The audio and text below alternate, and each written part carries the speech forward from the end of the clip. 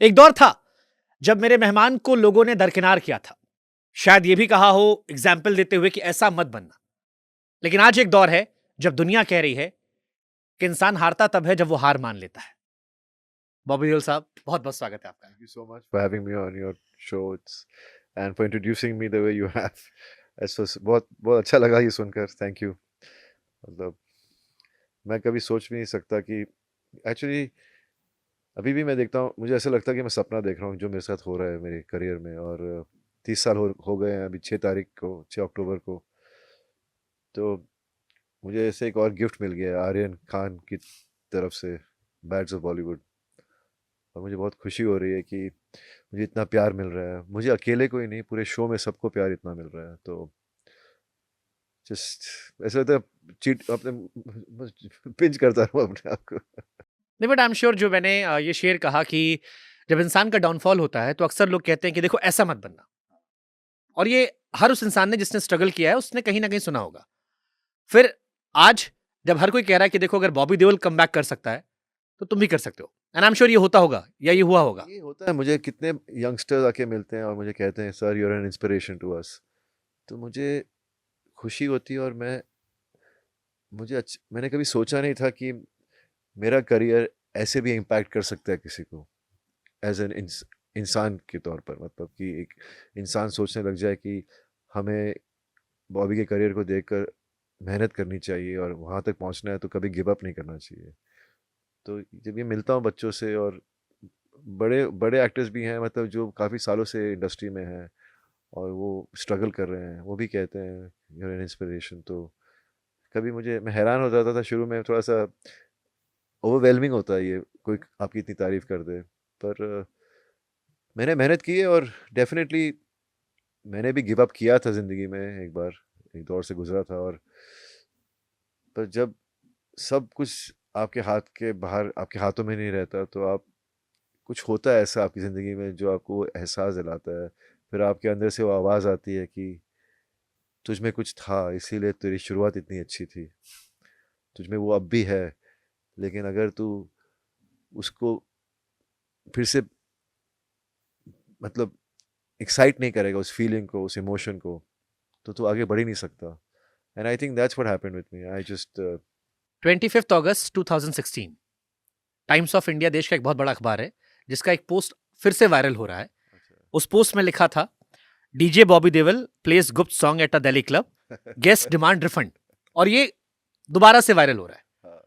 आज हम 2025 में हैं, गुप्त का वो गाना दुनिया हसीनों का मेला हर तरफ प्ले हो रहा है। उस गाने के कमेंट सेक्शन में आप जाइए, लोग लिख रहे हैं कि हम बैट्स ऑफ बॉलीवुड देखने के बाद आए हैं। उसी बॉबी देओल की दुनिया तारीफ कर रही है, जिसको लेकर ये आर्टिकल छपा था। और ये आर्टिकल अभी डिलीट नहीं हुआ है, नहीं, वही मतलब इट इज ऑन ट्विटर। आजकल मैंने कितनी इंटरव्यूज में बताया कि मैं डीजे नहीं हूँ. वो मेरी लाइफ में कभी हो गया, मैं ट्रोल हो गया. मैं गया था नाइट क्लब में एज अ गेस्ट, और उस वक्त इतना काम नहीं था, तो आपको दे कॉल यू, दे पे यू टू कम फॉर ऐसे इवेंट्स के लिए. और मुझे कहा कि आप ना कंसोल के पीछे जाके खड़े हो जाइए, हेडफोन लगा लीजिए और आप सब समझेंगे आप म्यूज़िक प्ले कर रहे हैं. ऐसे ठीक है. एक महीने बाद में वो मुझे ट्रोल करने लग गए. See this is a post, नहीं, वही. It's still there. I know, I know, I know. और उसमें ये बहुत डिमीनिंग लाइन है जो आज लोगों को बहुत हर्ट हो रही है, शायद इसीलिए आपकी सक्सेस पर्सनल लग रही है, कि लोगों ने पैसे वापस मांग लिए क्योंकि बॉबी देओल ने अपने गाने खुद प्ले कर दिए थे, और ये तस्वीर बड़ी वायरल होती है। हाँ, वही. मुझे यही तो कुछ नहीं है. मुझे तो अभी भी फ़ोन आते रहते हैं, सर एक गिग है आप आके कर सकते हो एज ए डीजे. मैंने बोला यार भाई मैं डीजे नहीं हूँ, मुझे प्लीज़ माफ़ कर दो. मैं डीजे नहीं हूँ, मैं कभी था नहीं. वो तो बस बना वो दिया गया. ठीक है, बट वहां से जो ये एक लाइन कम से कम थी कि एक गाना चला जिसके पैसे मांगे गए, और वही गाना आज फिर से ट्रेंड हो रहा है। उस गाने पे सारे स्टार्स भी झूम रहे हैं, नए बच्चे भी वाइब ले रहे हैं, जेंजी भी वाइब ले रहा है। Life is a full circle. नहीं, मैं यही कहता हूँ, देखिए भगवान ऊपर से देख रहा है. आप अच्छे इंसान बने रहो तो डेफिनेटली आपके साथ अच्छा ही होगा. कितनी देर तक बुरा होता रहेगा. इंसानियत मत भूलिए आप. एंड आई थिंक ये मैंने अपने पापा से सीखा है कि अगर आप अगर आप बाकियों की तरह बुरा बन जाएंगे तो फिर आप में और उनमें फ़र्क ही क्या है. और मैं सबसे छोटा हूँ, मुझे तो बहुत प्रोटेक्टिव रखा, मतलब बचपन से ही मुझे संभाल के रखा था, तो पूरी दुनिया आगे जब मैंने इंडस्ट्री में कदम रखा तो मुश्किल था मेरे लिए, मुझे समझ में नहीं आता लोग ऐसे क्यों है, ऐसा क्यों है, रिश्ते ऐसे क्यों बदलते रहते हैं। लेकिन सीखना पड़ा मुझे, और मैं बहुत खुश हूँ। आज 30 साल हो गए हैं कि मुझे अपने ऊपर इतना सेल्फ बिलीव है मुझ में अपने अंदर, और मैं इतना डिसिप्लिन्ड हो गया हूँ क्योंकि सेल्फ बिलीव की वजह से मैंने बोला अगर मुझे जो मैं चाहता हूँ, अगर मैं मुझे वो पाना है, मैं कैसे पाऊँ। तो मैंने एक ही तरीका है, अगर आप डिसिप्लिन रखो, सब कुछ समय के हिसाब से करो, सेहत का ख्याल रखो, और सब अपने आप अपने प्लेस पे आता रहेगा। नहीं तो जो आप पहले फिल्में कर रहे थे जिसमें आपकी लगातार फिल्में आ रही थी, बरसात के बाद, गुप्त, बादल, बिच्छू, ये सब अच्छी फिल्में, हमराज, अजनबी, हम सब ने देखी है। उस वक्त आप डिसिप्लिन नहीं थे? ये डिसिप्लिन था, पर बीच में डिसिप्लिन खो दिया था, उसका मतलब भूल गया था। जब क्यों ऐसा? क्योंकि जब चीज़ें चलती नहीं आपके हिसाब से, अब वक्त बुरा चल रहा होता है, जी। तो अब दुनिया को ब्लेम करने लगते हैं कि मेरे साथ ऐसा क्यों हो रहा है, मैं तो सब कुछ ठीक है मेरे में। फिर आपको बुरी आदतें पड़ जाती हैं, जो मतलब जैसे कि दारू की आदत, और आप उसमें डूबने लगते हो। तो मेरे साथ वो हुआ, और फिर जब मैंने रियलाइज़ किया कि ये क्या कर रहा हूँ मैं अपने आप को, मतलब मुझे बच्चों के लिए एग्जाम्पल बनना है, मेरे बेटे हैं। अगर मैं ऐसा एक लूज़र की तरह रहूँगा तो क्या समझेंगे, क्या कैसे फेस करेंगे वो दुनिया। तब मैंने तय किया कि नहीं, मेरे कोई हाथ पकड़ के मुझे आगे बढ़ाने नहीं वाला, मुझे खुद आगे चलना पड़ेगा। और मैंने तय कर लिया उस दिन से, और आज का दिन है। मैं हमेशा अपने ऊपर मेहनत करता हूँ, खाने का ख्याल, सोने का टाइम। सोना कभी उल्टा सीधा हो जाता है क्योंकि हमारे काम ही ऐसा है, टाइमिंग्स हमारे 13-13 घंटे काम करना पड़ता है। लेकिन वर्कआउट रेगुलर करता हूँ मैं, हफ्ते में 6 बारी करता हूँ। खाना ठीक से खाता हूँ, चॉकलेट का शौक है, वो बीच में है थोड़ा बहुत। पर और मैंने तैयार कर लिया अपने आप को कि कोई भी मेरा दरवाज़ा खटकाए या कोई भी अपॉर्चुनिटी आए, तो मैं ये नहीं हो कि अरे ये कैसे कर पाऊँगा, या मुझे देखेंगे तो बोलेंगे इसने, हम आए थे इसके पास पर ये तो कुछ कर नहीं सकता। तो I kept myself prepared and ready to face any challenges. और मैंने चाहा था कि मैं अलग किस्म के रोल्स करूँ जो मेरे कंफर्ट जोन के बाहर हो, क्योंकि कब तक आप वही मेन लीड कर सकते हैं, सबका समय आता है और चला जाता है। मैंने और जब मैं फिल्में देखता था तो मैं देखता था कि मेरी खुद की फ़िल्में और बाकी फ़िल्में कि उसमें कोई कैरेक्टर्स हैं जो इतने इंटरेस्टिंग हैं, जो मेन लीड नहीं है, लेकिन उनके कैरेक्टर्स। जैसे किसमें आपको लगा अपनी फिल्मों में? कितनी फ़िल्में हैं वैसे, मतलब कोई एक एग्जांपल जो आपको जैसे लगता हो कि जैसे कि बरसात में डैनी सर ने जो रोल किया वो इतना इंटरेस्टिंग था, जिस तरह उन्होंने उसे निभाया। मैं अपने दिमाग को तंदुरुस्त रखने के लिए दूध पीता हूँ, वो भी शहद के साथ। मतलब मुझे वो डायलॉग थोड़े बहुत इतने याद नहीं, लेकिन he was interesting, he played the character to the T. तो और भी बाकी अमरीश जी के साथ काम किया मैंने एक फिल्म में, मैं बहुत लकी था, मुझे बादल में उनके साथ काम करने को क्या मिला। कमाल की फिल्म थी। हाँ, पर वो कितने अच्छे इंसान थे, और कितनी मतलब उन्होंने जब ओवर द टॉप कैरेक्टर्स भी प्ले किए, इतने ऑनेस्टी के साथ प्ले किए कि आपको वो कभी ओवर द टॉप लगते नहीं थे। हम्म। तो मैंने सोचा कि चलो मैं भी कैरेक्टर्स करता हूँ, मैं भी ऐसे रोल्स करता हूँ जो, जैसे अनुपम जी ने कितने रोल्स किए हैं, गुड एक्टर्स, एंड ओम जी ने, मतलब। तो I started thinking like that, पर वैसे ऑफर्स आ ही नहीं रहे थे। मतलब मुझे सब सोचते थे कि ये स्टार था एक ज़माने पहले, मेन लीड था, बाकी जगह बैठता नहीं है। फिर ओटीटी प्लेटफॉर्म ने मुझे हेल्प किया। तो वो जो अनुराग कश्यप ने भी कहीं हाल फिलहाल में कहा कि 40 साल बाद उसने एक्टिंग सीखी। नहीं, वो उसकी कुछ कन्फ्यूजन है उस बात पर। मैंने 40 साल बाद में एक्टिंग सीखना नहीं शुरू किया। मैंने और गंभीरता से लेना शुरू किया मैंने उसे और ऑनेस्टी अप्रोच करना शुरू किया। मैंने एक्टिंग क्लासेस ली। आफ्टर 40। हाँ, क्योंकि मैं सोचने लगा कि कुछ तो गलत होगा मुझ में, कि मुझे काम मिल नहीं रहा, मुझे कुछ हो नहीं रहा मेरे साथ। तो मैंने एक्टिंग कोर्सेज किए, मैंने फिर एक फ़िल्म बनाने की कोशिश की, उससे मैंने दाढ़ी उगा ली थी। पहली बार जब दाढ़ी उगाई तो सब मेरा मजाक उड़ाते थे कि इसको देखो, इसने क्या, मतलब ऐसे मतलब होता था मेरे साथ। तो फिर वो भी किसी ने फंड नहीं दिया उस फिल्म के लिए, तो बनी नहीं। और मैंने उसका नाम सोचा रहा था, चंगेज़ था नाम फिल्म का। चंगेज़ डब्बे में ही रह गई। पर फिर मुझे अपॉर्चुनिटी मिली पोस्टर बॉयज़ में, श्रेयस तलपड़े, श्रेयस तलपड़े सनी के पाजी साथ। के साथ। पर श्रेयस एज एन एक्टर था, एज एन एक्टर पहली बार डायरेक्ट कर रहा था, तो उससे मैंने बहुत सीखा कि कैसे एक एक्टर अप्रोच करता है। और मैं सुनने लगा, और मैं अपने अंदर वो चीज़ें डालने लगा कि मुझसे वो वर्कशॉप्स कराता था जो कोई करता नहीं था पहले। सिर्फ एक्टिंग वर्कशॉप पे जाओ तो आपसे वो करवाते हैं, लेकिन शूटिंग के पहले कोई करता नहीं था। अब तो बन गया एक रूल कि करना पड़ता है और करते हैं। मुझे बहुत मज़ा आता है वो प्रोसेस में। तो उसके बाद मैंने सीखा, तब फिर मैंने जब भी मैं कुछ करने लगा तो I start preparing my self before I shoot, you know. जैसे मेरी पहली OTT प्लेटफॉर्म ने मेरी लाइफ बदल दी। थैंक्स टू कसम से। कोविड, कोरोना ने कोई अच्छी चीजें की हैं। कोविड तो आ गया, पर अगर कोविड के पहले ही मैंने वो फिल्में साइन, वो एक क्लास ऑफ 83 साइन की थी और आश्रम, आश्रम। दोनों मैंने कोविड के पहले साइन की थी, क्योंकि OTT प्लेटफॉर्म पे मुझे एज एन एक्टर मौका मिल रहा था कि मैं अलग किस्म के कैरेक्टर्स करूं जो मेरे कंफर्ट जोन के बाहर हैं, जो कोई इमेजिन नहीं करता बॉबी देओल प्ले कर सकता है। मैं आऊंगा धीरे धीरे सर, क्योंकि लंबी फहरिस्त से हाँ, पहले नहीं मैं बैट्स ऑफ बॉलीवुड से मैं थोड़ा बढ़ता हूँ। हाँ। किसी ने लिखा कि लॉर्ड बॉबी जो थे बहुत दूरदर्शी थे, उन्हें भी अंदाजा लेकिन नहीं रहा होगा कि एक बच्चा पैदा होगा बैट्स ऑफ बॉलीवुड में जो 28 साल में सब बदल देगा। आई मीन कमाल। वो एक तो आप लोगों ने उसका जो एंड किया है, हाँ, मैंने नहीं, आर्यन ने किया, बट ये हजारों सवाल थे कि बॉबी देओल से पूछेगा, नाम मत बताए, लेकिन क्या वो जो एंड हुआ है वो बॉलीवुड में किसी के साथ वाकई में हुआ था? ये मुझे भी नहीं मालूम। पर कहानियां होती है ना, कहानी तो एक फिक्शन होती है, कहीं हुआ होगा, क्या पता कहीं हुआ होगा, क्योंकि हम जो कहानियां लिखते हैं वो सोसाइटी से इन्फ्लुएंस होकर ही लिखते हैं ना। नहीं, उसमें सब कुछ रियल है, सब हाँ। कुछ कुछ ना कुछ कहीं टच हो रहा है कि ये यहाँ का दिखाया, ये यहाँ का दिखाया, यहाँ का टच किया, एंड में लोगों के कान से धुआं निकल गया। नहीं, मुझे क्या मालूम ये कहाँ हुआ, मुझे खुद नहीं मालूम। मैंने तो मतलब मैं खुद हैरान था जब मैंने एंडिंग सुनी थी उसकी। मैंने बोला अच्छा कैसा रिएक्शन मिलेगा इस एंड को, लेकिन सबका अच्छा रिएक्शन मिल रहा है, शो चल रहा है, लोगों को पसंद आ रहा है। लोग तो इनफैक्ट ये भी सर्च करने गए कि मोना सिंह उस गाने में थी या नहीं थी। पर वो कमाल का था। सोचिए आप, Aryan Khan is so mature and so intelligent and so focused, and the conviction जिसके साथ उसने काम किया है, उसने एक अपनी खुद की पहचान बनाई है एज ए डायरेक्टर।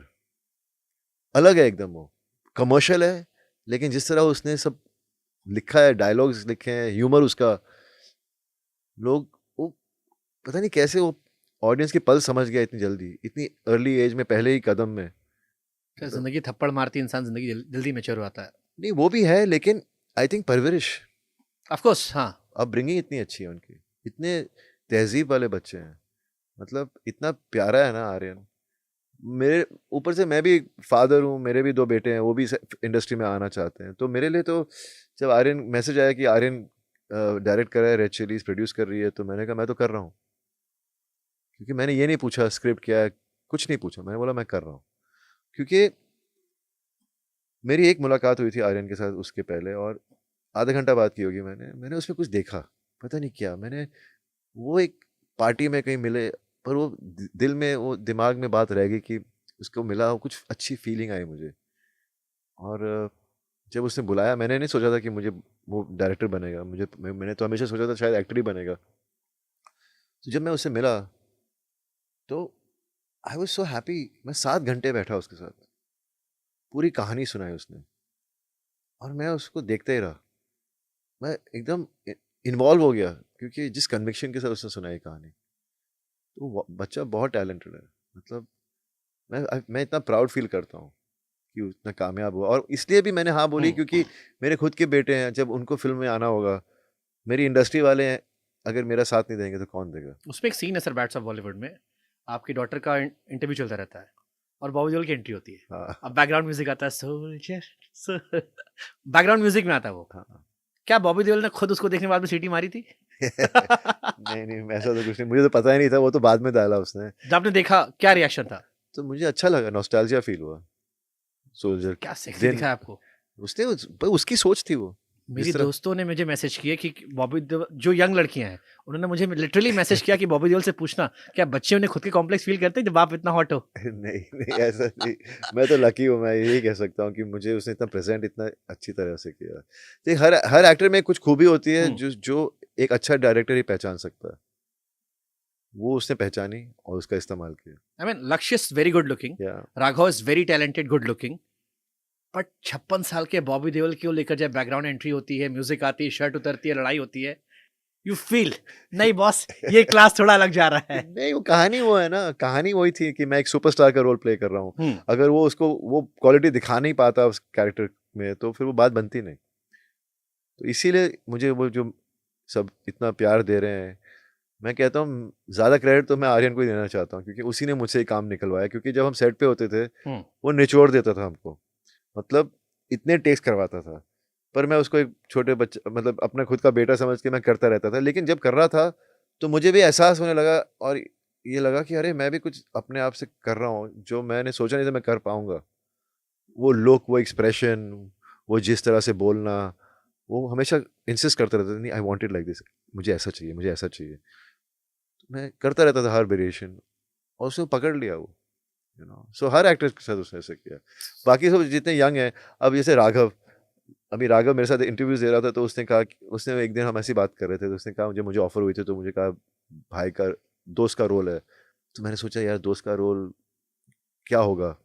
तो जब मैंने आर्यन से बात की तो आर्यन ने मुझसे कहा कि नहीं, तो फिक्र मत कर, हम दोनों बैठ कर ना इस पे काम करेंगे, believe, we have faith in me.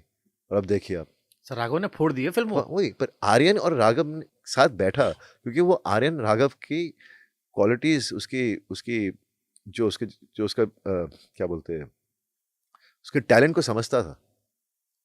और वो कॉम्बिनेशन की वजह से राघव को एक ऐसा डायरेक्टर मिला जहां वो कर पाया वो सब, जहां वो दिखा पाया वो सब कुछ।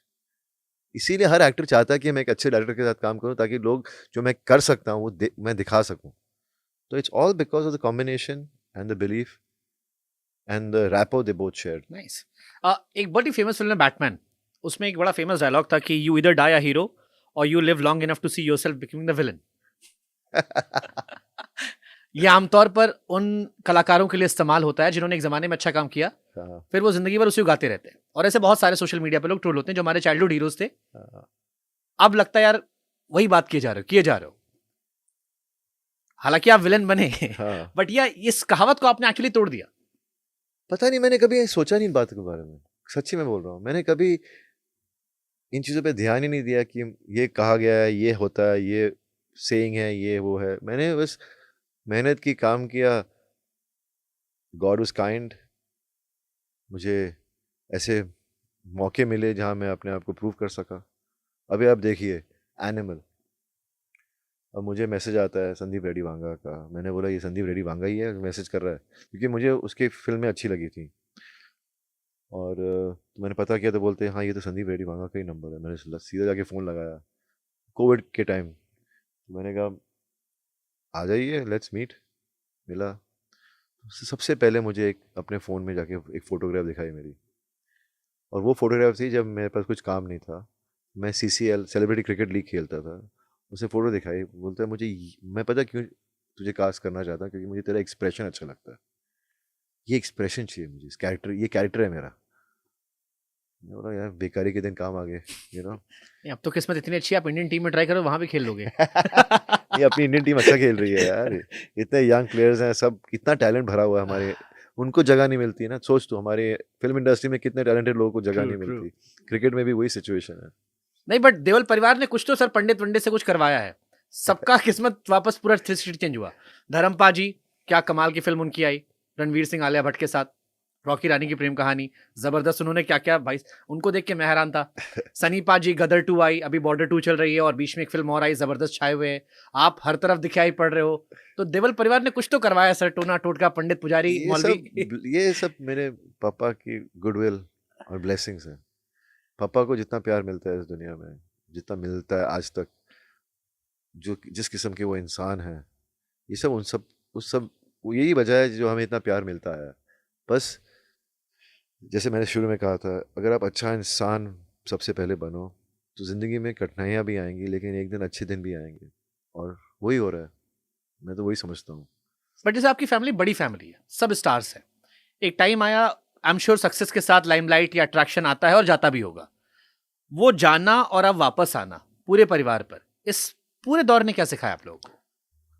मैं तो बचपन से देखता आया हूँ, क्योंकि मेरे पापा को मैंने क्या ऊंचाई पे देखा है, और बीच में हुकूमत के बीच में कुछ अजीब सा माहौल था कि कुछ चल नहीं रहा था, पर उनके चारों तरफ उस ज़माने में ना बहुत सारे होते थे, लोग घूमते फिरते थे, चढ़ाते रहते थे ऊपर, पर पापा कभी चढ़ वो मतलब उनका दिमाग बहका नहीं उससे। लेकिन मैंने देख लिया था कि ये होता है, और फिर एकदम से लोग दूर दूर रहने लगते हैं, तो इसका एहसास मुझे पहले से ही था। फिर मेरी खुद ज़िंदगी में वैसा हुआ, तो मैं I don't get carried away, मैं बहकता नहीं हूँ। मैं हर दिन सुबह उठ के यही बोलता हूँ, भगवान को शुक्रिया अदा करता हूँ, बोलता हूँ कि थैंक यू, आज सुबह उठा हूँ, मैं काम पे जाऊँगा। बस मैं हर दिन ज़िंदगी में बस हर ऐसे ही उठूँ और काम पे जाऊँ, और वो काम पे जाऊँ जो मुझे पसंद है, जो मेरी चॉइस है। ये नहीं कि मुझे मुश्किलों की वजह से कुछ ऐसा काम करना पड़ रहा है एज एन एक्टर जो मैं चाहता नहीं हूँ, और वही हो रहा है मेरे साथ। मैं बहुत लकी हूँ, मेरे फैंस आज तक मेरे साथ खड़े हैं, 30 साल हो गए हैं, और अब वो प्राउड फील करते हैं कि उनका बॉबी ऐसे ऐसे किस्म के कैरेक्टर्स प्ले कर रहा है जो वो इन्जॉय कर रहे हैं। तो it gives me lot of joy and happiness, and I feel very humbled कि मुझे मतलब कि कसम से मैं, it took me a long time to come to terms कि मैं उस मुकाम पर आ गया हूँ जहाँ पे लोग मुझे कुछ समझने लगे हैं कि मैं कुछ हूँ, कि मुझ में कुछ कैपेबिलिटीज़ हैं, कि मुझे इस कैरेक्टर के लिए ले सकते हैं, उस कैरेक्टर के लिए ले व्हाट सकते I see as a audience is Bobby Deol हमारे लिए, आप अच्छे एक्टर हमेशा रहे। बरसात में आपने जबरदस्त किया, आपके मैं कई फिल्मों का फैन रहा, बादल का बहुत अच्छा फैन रहा मैं आपका, बिच्छू जबरदस्त मुझे लगी थी, मुझे अजनबी अच्छी लगी थी, हमराज जबरदस्त मूवी थी, और भी कई रोमांटिक फिल्में आई बीच में जो अच्छे लग रहे थे, आप मुझे हमेशा पसंद थे, आपकी भारी आवाज, स्टाइल, सब कुछ पसंद था। बट सनी देओल का भाई और धर्मेंद्र जी का लड़का, ये छवि ज्यादा होती थी क्योंकि भाई आपके बहुत बड़े स्टार थे, पापा बहुत बड़े स्टार थे। 2.0 बॉबी देओल इज ओनली बॉबी देओल। हाँ, मुझे लग गया समय उनकी ये आप परछाइयों मानते से हो कि ये छत्र छाया से आप पूरी तरह निकल चुके हो? ये मैंने कभी सोचा नहीं था इस बारे में जब मैंने अपना करियर शुरू किया था, लेकिन आहिस्ता आहिस्ता जैसे मेरा करियर आगे बढ़ रहा था तो मुझे सब कहते थे कि डोंट वरी, तेरा टाइम ठीक नहीं है अभी, पर क्या, क्योंकि तेरे पापा इतने बड़े स्टार है, तेरे भाई इतना बड़ा स्टार है। तो मैं ये मानता नहीं था, लेकिन बाद में अंदाजा होने लगा, डेफिनेटली एक्सपेक्टेशंस बढ़ जाती हैं लोगों की। नेपो किड्स के भी स्ट्रगल होते हैं। सबकी स्ट्रगल होते हैं, और अभी आजकल का ज़माना, ये नेपोटिज्म मुझे अरे आपकी फिल्म में बहुत दिखाया गया नहीं ये नहीं, पर वही, बैट्स ऑफ नहीं बॉलीवुड नहीं, में। वही ना, मतलब because films are based, it's film based on Bollywood, and it's True. based on what the society is thinking and behaving. How we perceive. Yeah, so then those things have to be put so people connect with it. पर nepo kid, अब मैं क्या करूं? पापा nepo kid नहीं थे। True. देखिए पापा तो गांव से भाग कर आए थे। पापा के, मेरे बाबूजी टीचर थे। उन टीचर का बेटा गांव से भाग कर आया, चोरी छुपे, स्ट्रगल की उसने और एक्टर बना, और फैमिली बनाई, बच्चे हुए, बच्चे पैदा हुए। अब बच्चे फैमिली में पैदा हुए, आपके फादर बड़े स्टार हैं, तो हमारी गलती कहाँ से हुई है? हमने तो नहीं बोला था ना। आपको शुरू से एक्टर बनना था? बचपन से मेरा गाल खींच के सब बोलते थे तू तो हीरो बनेगा, एक्टर नहीं हीरो, क्योंकि हमारे रिश्तेदार बहुत आते थे घर पर। सीधा मैं गोल मटोल था, मेरे गाल खींचते थे, बोलते तू तो हीरो बनेगा। मैंने बोला हाँ, मैं तो हीरो बनूंगा। तो इसीलिए धर्मवीर में मैंने चड्डी पहना पहुंच गए थे। हाँ यार, वही मैं, मतलब ये मुझे सच क्या, है ना? हाँ सच बिना है, अंडरवियर पहने गए थे आप? बिल्कुल, मैंने ये इंटरव्यू में बोला है, इसलिए तो पता है सबको। वो मुझे, पापा आप कह रहे हो तो ठीक है। हाँ, ये बात है बाबा, तो ये बात है पापा। ये लो। मैंने डबिंग भी की थी इसकी, फिल्म वाले स्टूडियोज में जाकर। उसमें एक्सप्रेशन में देख रहा था, वो पहला एक्सप्रेशन जो आया। मुझे कोई शर्म नहीं थी उस वक्त, सिर्फ चड्डी नहीं थी, बाकी सब ठीक था। फ्रॉक पहना दिया, मैंने बोला ये फ्रॉक क्यों पहना रहे हैं मुझे? नहीं नहीं, ये कपड़े हैं। फिर मैंने पापा को देखा, पापा ने भी वही कपड़े पहने हुए थे। तो मैं गया शॉट देने, तो मैंने देखा हथौड़ा पड़ा है, उठाने गया, भारी है इतना। मैंने बोला कैसे उठाऊंगा? तो बोलते नहीं, अभी बेटा आपका ये नहीं है, आपको ये उठाना है। लकड़ी का बना हुआ था हल्का सा, उठाया और मैंने शॉट दे दिया। It was a great moment. मुझे मंजी के साथ काम करने को मिला, मनमोहन देसाई जी के साथ, 30 सेकंड का, लेकिन एक लेजेंडरी डायरेक्टर के साथ काम करने को मिला। तो अगर वहां से देखें तो करियर कितना लंबा हो गया? हाँ, वो काफी हो गया फिर तो। काफी साल हो गए। वो 76 में आई थी, 77 में आई थी। बड़ा कल्ट फिल्म। या इट वाज धर्म कितनी बिलीवेबल, मतलब उसमें एसएस लिखा हुआ था, और ये एसएस कहाँ से आया? मतलब हिंदी फिल्म में एसएस कहाँ से आ गया? और सर वो ड्रेस भी वो धर्मपाल जी थे जो कैरी कर ले गए। वो उनके जो पट हैं, जो हाँ। उनकी लातें हैं, वो इतनी मजबूत थी। मुझे आज भी याद है, जब मैं छोटा था तो मैं सुबह ना, जब मैं सैटरडे संडे को, तो मैं उनके कमरे में जाता था, वो तैयार होते थे, तो जैसे कपड़े पहनते थे, पैंटें आधी चढ़ती नहीं थी ऊपर, फिर फेंकते थे, दूसरी उठाते थे, चढ़ जाती थी उनकी। मतलब इतना मुश्किल होता था उनके पैंट ऊपर चढ़ाना। फिर बाद, इसीलिए डायरेक्टर ने कहा होगा भाई खत्म करते नीचे। नहीं, फिर वो स्ट्रेच फैब्रिक आ गया, तो स्ट्रेच फैब्रिक की पैंटें, पापा बहुत खुश हुए कि ये स्ट्रेच के कपड़े आ गए, मैं पहन सकता हूँ ठीक से। धर्मपाल जी को लेके आपका क्या सबसे अच्छा नॉस्टैल्जिया जब उनका पीक था? कुछ है कि पीक स्टारडम? मैंने कभी पापा को ऐसे सोचा नहीं, पापा के बारे में कि स्टारडम है या कुछ है। मेरे पापा मेरे हीरो हैं, रियल लाइफ हीरो हैं। तो मैंने कभी ऐसा नहीं सोचा उनके बारे में कि सुपरस्टार हैं।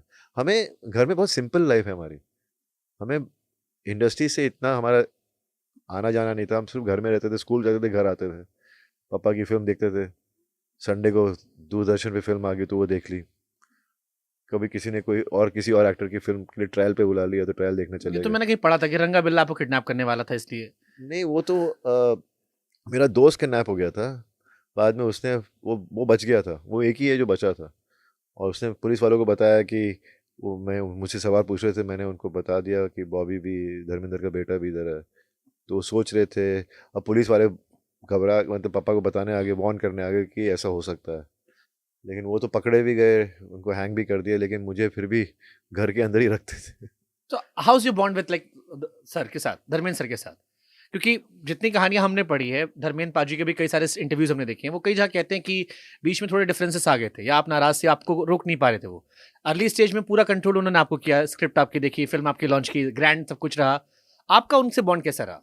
नहीं, ऐसा कुछ नहीं है। मैंने शुरू में डेफिनेटली पापा ने पूरा ध्यान दिया, पर एंड ऑफ द डे मुझे अपना करियर खुद चलाना है। मुझे अपने, मैं तो ना उनके सहारे पूरा करियर चला सकता हूँ। खुद की डिसीजंस लेनी पड़ती हैं, तभी तो आगे बात बनती है। तो ऐसा कुछ नहीं, पापा कभी अपसेट नहीं थे कि मैंने उनको इन्वॉल्व नहीं किया। पर यही है कि अगर कुछ सही या गलत जो मैं कर रहा हूँ वो मेरी वजह से होना चाहिए। मेरे को ये नहीं सोचना चाहिए पापा ने करवाया तो बुरा गलत हो गया। तो ऐसा कुछ कभी हुआ नहीं पापा के साथ। तो रिस्पेक्ट डेफिनेटली, पापा कभी दोस्त बन, किसी के भी पापा आपके दोस्त तो बन नहीं सकते। वो एक रिस्पेक्ट तो रखनी पड़ती है ना। पर मैं फिर भी मस्ती मजाक कर लेता हूँ पापा के साथ, भैया से ज़्यादा। मैं अब तो एकदम पूरा रिश्ता बदल गया। पापा काफ़ी एज हो गई है, तो मैं दिल खोल के बात कर लेता हूँ। अब हमें संभालना है उन्हें। तो बट आज भी पापा 90 साल के होने वाले हैं। 3 दिन पहले ही बोल रहे थे, बॉबी मेरा अभी भी बहुत जी करता है काम करने को, मेरे लिए काम ढूंढ तू। तो imagine, what an inspiration for me, my own father, कि अभी भी उनमें वो आग है काम करने के लिए, so I am very blessed. And he so active on social media. मैंने आपका जो वो एनिमल वाला सॉन्ग था, उसको उन्होंने अपने किसी गाने से रिक्रिएट करके और इंस्टा पे वीडियो लगाया, एंड आई फेल्ट कि ही सो प्राउड। एक्चुअली वही ना, पापा ने क्या बोल, प्रतिज्ञा में किया था ऐसा डांस। और काफी सर फिल्मों पे में, बॉटल हाँ, रख के। बॉटल रख के, जट यमला पगला दीवाना और अब्बा, वो गाना उसी में किया था पापा ने।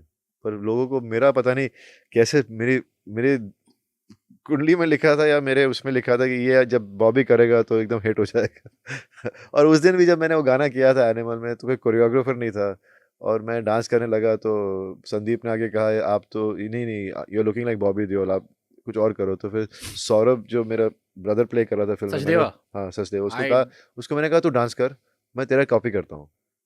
तो मैंने उसका डांस देखा, फिर पता नहीं मेरे हाथ में ग्लास था। एक तो मुझे बोले डांस करने, एक तो हाथ में ग्लास पकड़ा दिया। कुछ समझ में नहीं आ रहा था। तो मैंने बोला यार, एकदम से मेरे दिमाग में ख्याल आया कि जब मैं सर्दी की छुट्टी, गर्मी की छुट्टी में पंजाब जाया करता था हर साल बाय ट्रेन, तो पापा जब आते थे तो महफिल जमा होती थी और सारे दारू पीकर सर पे ग्लास रखते थे या बॉटल रख लेते थे और डांस करते थे। तो मैंने कहा चलो ग्लास ही रख लेता हूँ। तो मैंने ऐसे ही उठा के ग्लास रख लिया और फेमस हो गया। 3.5 घंटे की पिक्चर में 15 मिनट का रोल, फेम वही दिलाता है जो लीड एक्टर को दिलाता है। With all I due respect to Ranveer Kapoor, is a great he actor, is my बहुत कमाल फेवरेट, की एक्टिंग की है। बट जब वो ट्रेलर आता है, रणवीर कपूर को हम बहुत प्यार करते हैं, he is one of my favourite actor. He is my but favourite I was actor. More excited to see Bobby Deol, जो वो एंड का सीन आता है ट्रेलर में, और वो एक सीन इंटरनेट पे भर जाता है। पूरी फिल्म में हम सब जाके सिनेमा हॉल में वेट करते हैं कि बॉबी देओल कब आएंगे। नहीं, ये अगेन, ये संदीप की इंटेलिजेंस है एज अ डायरेक्टर। उसने हीरो को एक स्ट्रॉन्ग विलन चाहिए, और उसको पता था उस मेरा काम सिर्फ 15 मिनट का है, लेकिन कैसे वो इम्पैक्ट लाए, कैसे वो ऑडियंस तक बात पहुंचे। तो मुझे आज भी याद है, मैं आर्यन के साथ शूटिंग कर रहा था अलीबाग में, और हमने 15 दिन नाइट शूटिंग की थी। और नाइट शूटिंग करके डायरेक्टली हम फेरी पकड़ के आ रहे थे, और उसके 2 दिन पहले मुझे संदीप का फ़ोन आया कि बॉबी मैंने टीज़र बनाया है and there's a surprise for you. तो मैंने बोला ओके, मैं एक्साइटेड हो गई, से यूल बी वेरी हैप्पी। मैं फेरी में घुसा तो फेरी में नेटवर्क नहीं है। मैं फेरी के इस कोने में जा रहा हूँ, उस कोने में जा रहा हूँ, इस कोने में जा रहा हूँ, कहीं ना कहीं नेटवर्क थोड़ा आता था, चला जाता था। फिर मेरी मैनेजर साथ में थी, मैंने उसका हॉटस्पॉट लिया तो चल पड़ा। मैंने प्रोमो देखा, चल रहा है टीजर, सब अच्छा है, रणबीर है, ये है, वो है, टाइटल भी आ गए। मैंने बोला ये सरप्राइज था कि मैं हुई नहीं। और जैसे ही टाइटल हटा और एकदम से मैं आता और मैं चाकू लेके ऐसे करता हूँ, मैं भी हैरान कि हाँ ये तो इंटरेस्टिंग है। अब खुद का होता है ना तो आप उसको ज़्यादा वो समझ नहीं पाते, कि आपको फिर भी थोड़ा डाउट रहता है। लेकिन जैसे ही मैं बॉम्बे पहुंचा और मेरा नेटवर्क ठीक से पकड़ा मेरे फ़ोन ने, इतने मैसेजेस आए कि सब वो ट्रेलर देखकर इतना खुश हुए और इतना एक्साइटेड थे मेरे काम को देखकर, वो एक शॉट में। तो मैं बट फिर मेरा क्वेश्चन है, क्या ये संदीप वांगा रेड्डी की वजह से था, या वो जो लोगों का एक इतना इमोशनल अटैचमेंट हो गया था आपसे? क्योंकि मुझे ये लग रहा है कि आपका कोई भी प्रोजेक्ट आ रहा है, लोग उसमें ज्यादा इन्वॉल्व हो रहे हैं। नहीं, आई थिंक ये सब हुआ ओटीटी प्लेटफॉर्म्स, हाँ, ये सब आश्रम की वजह से हुआ। लोगों को एक नया बॉबी दिखा एज एन एक्टर, और मेरी क्लास ऑफ 83 भी जिसने देखी है, सब ने मेरे को उसके लिए भी मुझे बहुत मेरी तारीफ की मेरे काम के लिए। एक Z5 पे भी कुछ आया था, हाँ, लव हॉस्टल। लव हॉस्टल, ये बहुत। हाँ, ये भी रेड चिलीज ने प्रोड्यूस सी की आई एम थी। टेलिंग ना, अब लोग बॉबी देओल का काम ढूंढ रहे हैं। हाँ, नहीं ये भी मैं बहुत लकी था, रेड चिलीज के साथ मेरे 3 प्रोजेक्ट्स किए हैं और सारे मैंने एंजॉय किए हैं। और सब में दाढ़ी, सब में दाढ़ी। ये भी एक सवाल था, किसी ने नहीं पूछा नहीं, था। क्लास ऑफ 83 में सिर्फ मूछ थी, हाँ, तब मूछ थी। और पर दाढ़ी लकी है, सब बोलते तेरे लिए दाढ़ी लकी है। अब क्या बॉबी देओल दाढ़ी कटवाएंगे? मेरी माँ मेरे पीछे पड़ी है। मेरी माँ मुझे हर दिन बोलती है, पहले तो तू सफेद करा ले, सफेद क्या, काली काला करा करा ले। फिर बोलते हैं मैं तेरा चेहरा देखने जाता हूँ, मेरा बॉबी कहाँ है, तू शेव कर दे, तेरे को रखनी है। मैंने बोला माँ मैं क्या करूँ, सबको दाढ़ी चाहिए। अच्छा फिर ठीक है।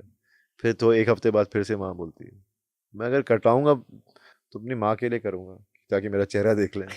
पर दाढ़ी मैं लकी नहीं समझता, पर मैं खुद अभी इनसिक्योर फील करता हूँ कि दाढ़ी निकाल दी। बाबा निराला दाढ़ी, हाँ। अबरार दाढ़ी, यहाँ पर तलवार, अजय तलवार दाढ़ी। हाँ। तो दाढ़ी अब वही लोगों में कि दाढ़ी जाए कैसे? नहीं, लेकिन आजकल तो सारे नौजवान सब दाढ़ी उगा रहे हैं अभी हाँ, से। मैं, मेरे बेटा जब उगा रहे थे दाढ़ी, मैंने बोला यार अपना चेहरा दिखा यार, यंग है तू अभी, ये दाढ़ी वाड़ी मत उगा, बड़ा होगा तो वैसी दाढ़ी उगानी पड़ेगी। तो I think my presence becomes more powerful than, मेरा वो पूरा पता नहीं क्या है, ज्यादा अच्छा लगता है। ज्यादा इंटेंस, ज्यादा हैवी वेटेज आने लगता हाँ है। वही। आपकी आवाज भारी है ही, आंखें भी थोड़ी वैसी हैं। नहीं मैं, हाँ बस काम मिलना बट आई चाहिए। एम श्योर बहुत मुश्किल रहा होगा, बिकॉज आपकी फैमिली, मैंने पढ़ा कि धर्मपाल जी ने कभी कोई फिल्म साइन की थी, नेगेटिव रोल था, करके छोड़ दी थी। हाँ सनी पाजी नेगेटिव कभी नहीं करते। हाँ ये गोविंदा ने भी कहीं कहा था कि मेरी माँ को पसंद था कि गुड्डी गुड गुड गुड हीरो बनो, डांस वांस कर लो, अच्छा है, प्यारे से बच्चे, अच्छी एक्टिंग, थैंक यू, घर चले आओ। वही। आपकी फैमिली में सब गुड एक्टर हैं, गुड बॉय रोल। नहीं पर मैं एक्चुअली, आप तो बैड बॉय में एक नई लकीर खड़ी कर रहे हो। मैं एज एन एक्टर अलग किस्म के कैरेक्टर्स करना चाहता हूँ। मैं जब भी ये नेगेटिव कैरेक्टर्स करता हूँ या एंटागनिस्ट करता हूँ, इनकी भी बैक स्टोरी होती है। हाँ, सबसे बुरा कैरेक्टर जो था वो आश्रम का था, वो बहुत ही नेगेटिव था। उस पर जो मैंने अबरार का किया, उसकी भी बैक स्टोरी अगर देखा जाए तो रणबीर की बैक स्टोरी से ज्यादा सैड स्टोरी थी। वो इस पे एक पूरी मूवी बन सकती है। हाँ वही। संदीप वांगा रेड्डी। नहीं संदीप तो मेरा दोस्त है वो। नहीं बट दैट्स ट्रू, उस पे एक पूरी मूवी बन सकती है। मुझे तो, हाँ डेफिनेटली, मुझे तो जब मैंने लव हॉस्टल की थी तब भी मुझे यही कहा था कि दागर कैरेक्टर का नाम था, उस पर भी एक स्पिन ऑफ बन सकता है, पर नहीं बना। एनिमल पार्क में आओगे आप? मुझे नहीं मालूम यार, शायद हो भी सकता हूँ, कुछ ना कुछ तो हो भी सकता है, मुझे कहानी नहीं मालूम, पर उसको बनने को टाइम लगेगा ना। अभी तो वो प्रभास के साथ फिल्म कर रहा है, स्पिरिट। कुछ हिंट दिया उन्होंने? कुछ इतना सक्सेसफुल हुआ है, मतलब नहीं, कुछ तो डेफिनेटली, मतलब किसी की याद में आ जाओ। हाँ वही, पता नहीं, मैं खुद सोचा मैं कैसे आऊंगा फिल्म में। किसी की याद में आ जाओ, बचपन में ऐसा हुआ था। हाँ वो भी हो सकता है, कितने कुछ सारे पास्ट में कुछ हो, शायद दिखा सके। इमरान हाशमी के आवारापन में 18 साल पहले वो मर गया था, अच्छा। अभी वापस जिंदा करके ला रहे हैं। पता नहीं, I wish I am a part of it. I would love to work with Sandeep Reddy Vanga again and Ranbir. वैसे मेरे 2 फेवरेट एक्टर्स हैं, रणबीर और आलिया, और दोनों के साथ काम कर, रणबीर के साथ कर लिया, अब आलिया के साथ कर रहा हूँ, अल्फा। रणवीर ने आपके एक डांस स्टेप को बड़ा अच्छा किया था स्टेज पे। हाँ वही जो इतना पॉपुलर हो गया है। हम गए थे किसी प्रमोशनल एक्टिविटी के लिए, और बरसात का गाना था, नहीं, दुनिया हसीनों दुनिया हसीनों का मेला। वही हाँ, वही गाना। तो ये गाना मेरा साथ नहीं छोड़ता, जैसे भैया का 2.5 किलो का हाथ का डायलॉग छोड़ता नहीं उनका साथ। अब आर्यन ने इसको और भी पॉपुलर कर दिया। आर्यन ने 2 अच्छे इसमें, एक रजत बेदी को भी बहुत पॉपुलर किया। बहुत आई बहुत। Am so happy for him. पर रजत ने इतनी उसके साथ किया, मतलब ऑनेस्टी के साथ किया, क्योंकि ही उसका कैरेक्टर इतना डिफिकल्ट है अगर देखा जाए, उसको इतना कैरिकेचरिश परफॉर्म करना है, ओवर द टॉप करना है, तो जिस तरह उसने किया आपको लगता है कि ये है ऐसा, ये कोई जानबूझकर नहीं कर रहा, कि वो बेचारे इतना फ्रस्ट्रेटेड है और वो इतना फिल्मी है, पर आर्यन कितना करवा के दिखाता भी है सबको, खुद एक्टिंग करके दिखाता है। मुझे लगता है एक दिन वो एक्टर जरूर बनेगा आर्यन। हारने में और हार मानने में फर्क होता है। एंड एक्चुअली जब वो डायलॉग रजत बेदी ने कहा तो हाँ। लोगों ने फील किया, नहीं वो तो है। We could feel you also. शब्द उनके थे, भावना यहाँ से भी आ रही थी, बट आई मीन ये भी एक कोइंसिडेंस है कि 2 गाने वायरल हुए। एक अभी रजत बेदी का भी पुराना गाना है, वो भी वायरल हो रहा है काफी ज्यादा तब्बू जी के साथ, ओके। और दोनों गाने उदित नारायण ने भी गाए हैं। अच्छा उदित ने गाए। सो अभी I'm so happy for Rajat. He's a sweetheart. मैंने एक फिल्म की थी उसके साथ, चोर मचाए शोर। मुझे आज भी याद है, उसको हाथ पे चोट लग गई थी, और यहाँ है ना जब लोहा से हाथ पे चोट लगे तो टेटनस का इंजेक्शन लगवाना पड़ता है, और उसको मैंने जबरदस्ती टेटनस का इंजेक्शन लगवाया था, वो डरता था इंजेक्शन से। पर मैंने उसको लगवाना, तो सभी लगवाते हैं, तो बेचारे को मैंने लगवा दिया था सेट पर। Sweet heart. बट जैसे आप ये देख रहे, रजत की कहानी हो गई, आपकी कहानी हो गई, आप सबको स्टार्ट अच्छा मिला था, वो स्टार्ट कैरी फॉरवर्ड क्यों नहीं हो पाया? आप तो एनालाइज करते हो, ज्यादा समझदारी आ गई होगी। नहीं ऐसा ऐसा मैं इतना भी नहीं उसके एनालाइज कर सकता। मैं यही कह सकता हूँ कि जब मैंने करियर शुरू किया था तो the whole film industry was changing, उसका अपना ऑपरेशन का सिस्टम बदल रहा था पूरा। पहले ऐसा कुछ नहीं था, पहले पीआर इतना होता नहीं था, काम काम करते थे लोग, काम मांग देने के लिए घर पे आते थे, इसलिए नहीं क्योंकि मैं धर्मेंद्र का बेटा हूँ, पर मेरी फिल्में चली थी, और चलने के बाद ही लोग आते हैं काम करने देने के लिए। फिर आहिस्ता आहिस्ता पीआर का चक्कर शुरू हुआ, ज़्यादा लोग अपने आप को खुद प्रमोट करने लगे, और मुझे उसकी आदत नहीं थी।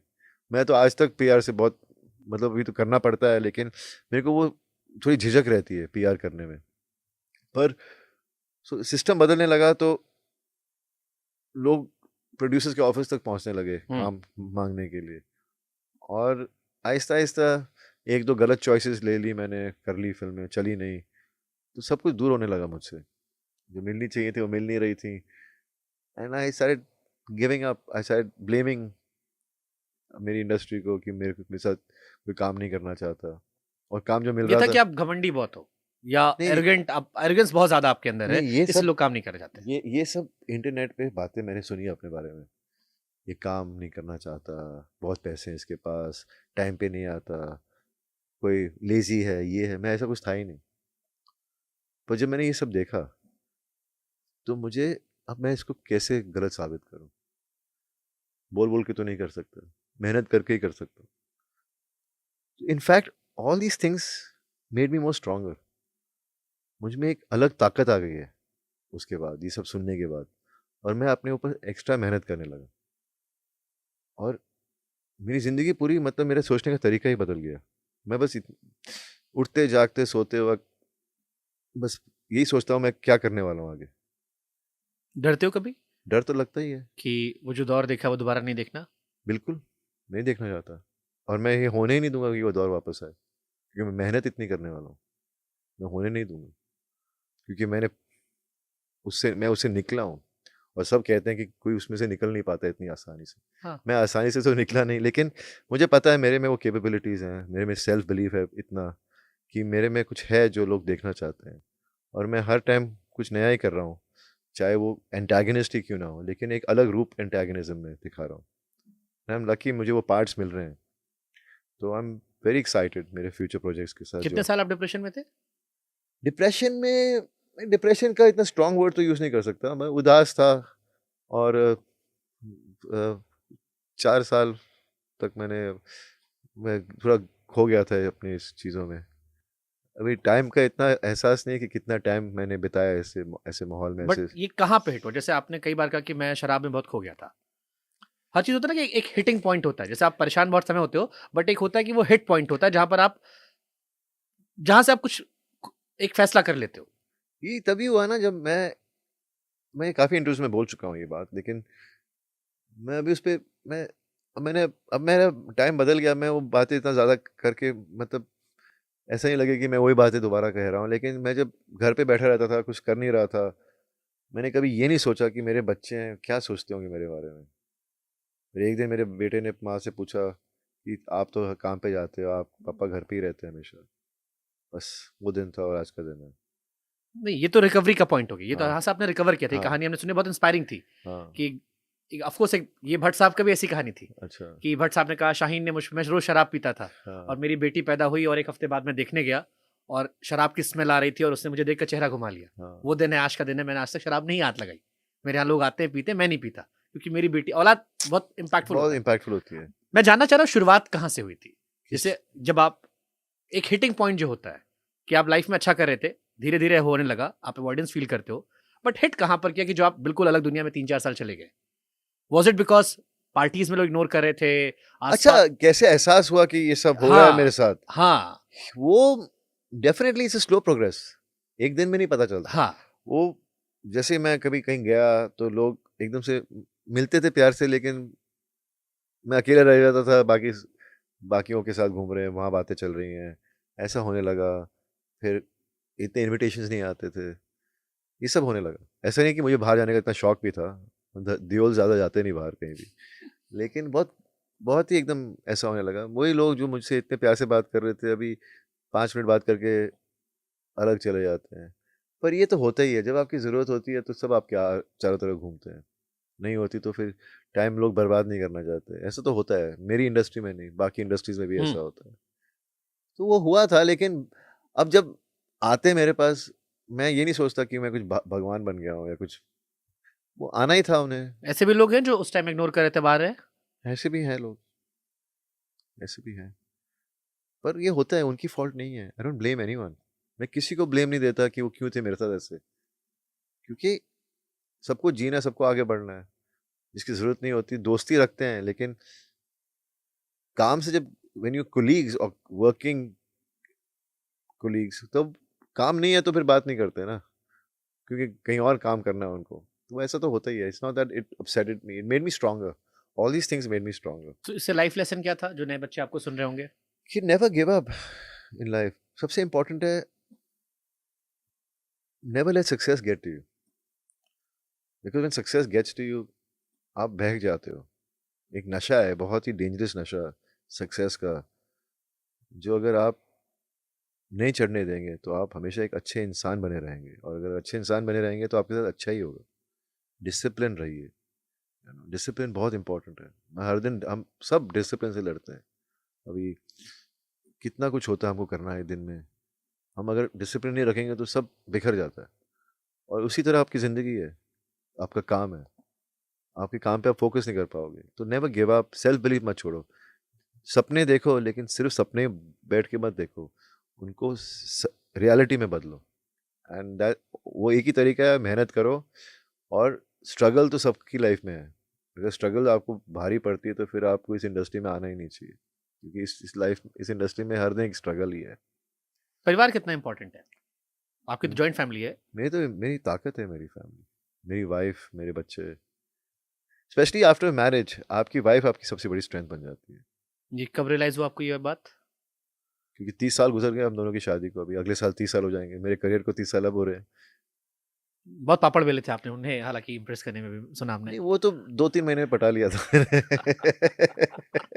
लेकिन जो उससे झेला है मेरे साथ 30 साल, hats off to my wife, कि उसने मेरे साथ ये जर्नी में आई मेरे साथ। एक नजर वाला प्यार था? मैंने हाँ, सुना कि दोस्तों के साथ थी वो और आपको अच्छी लगी हैं, हाँ, आपने वही कहा बस यही चाहिए अब। लव एट फर्स्ट साइट, यही था।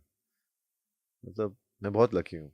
मतलब अगर मेरे बच्चों की कोई भी तारीफ करता है, उनके बिहेवियर की, उनकी सब कुछ, सब मेरी वाइफ की वजह से। क्योंकि एंड ऑफ द डे, चाहे आप कितने, जब मेरे बच्चे नहीं हुए थे तो मैं दुआ करता था कि बच्चे मुझे प्यार ज़्यादा करें, क्योंकि हम हमेशा माँ के हो जाते हैं, चाहे कितना भी कोशिश कर लें। मैंने कहा मैं अपने बच्चों को ऐसे होने नहीं दूंगा। एंड ऑफ द डे वैसे ही हुआ। वो माँ ही करते हैं, बाद में पापा, जब उनका काम माँ से नहीं बनता तो पापा के पास आते हैं। तो हो सकता है जो 2 आपने ना किए हों, आपको तो 4 करने थे ना? हाँ, मुझे तो 4 करने थे 2 ही पे रह गए ना आप। मेरी ख्वाहिश थी कि मेरी वाइफ ने कहा मैं 2 बच्चे पैदा करूंगी, तो मैंने कहा दोनों बार ट्विंस दे दो भगवान पर ऐसा नहीं हुआ। मैं तो उनके नाम भी यही रखने वाला था, सनी, लाली, अनु, बॉबी, क्योंकि सब यूनिसेक्स नेम है ना, पर ऐसा हुआ नहीं। मेरा एक आर्यमन है और एक धर्म है। आपकी वाइफ बहुत प्रिटी हैं, बहुत अभी हाल फिलहाल में जब वो आने लगी लोग हाँ जी। देखते हैं। एक तो आप दोनों लोगों ने क्या एंटी एजिंग सिस्टम कर रखा है कि आप लोग बूढ़े नहीं हो रहे। नहीं, मेरी वाइफ तो फिर भी बहुत यंग है। हाँ। ऐसा कुछ नहीं है यार, अंदर से जो आप पॉजिटिव रहो ना तो चेहरे पे झलक आता है उसकी, एक रोश एक एक पता नहीं एक है, मैं उसी में बिलीव करता हूँ। कितना परेशान किया आपने अपनी वाइफ को? जैसे मैंने कहा, जिस दौर से गुजरा था मैं, कोई और औरत होती है मेरी वाइफ की जगह पर तो मुझे छोड़ के चली जाती, क्योंकि alcohol takes you away, makes your senses go wrong. आप अनाप शनाप बोलते हो, आपको भी पता नहीं आप क्या बोलते हो, फिर जब सोबर होते हो तो याद भी नहीं रहता आपने क्या बोला था, कोई और सहन नहीं कर पाता। और इसीलिए मैंने दारू छोड़ दी, अभी मैं पीता ही नहीं हूँ, 1 साल के ऊपर हो गया। मैंने मतलब कसम खा ली है कि मुझे अभी तो जी भी नहीं करता। मैंने मैंने मतलब ये एक जहर है किस्म से मेरे लिए, क्योंकि सबकी जेनेटिकली बॉडी इसकी मेकिंग अलग होती है, और किसी को ये नहीं अंदाज़ा होता कि वो कितने अल्कोहलिक हो सकते हैं।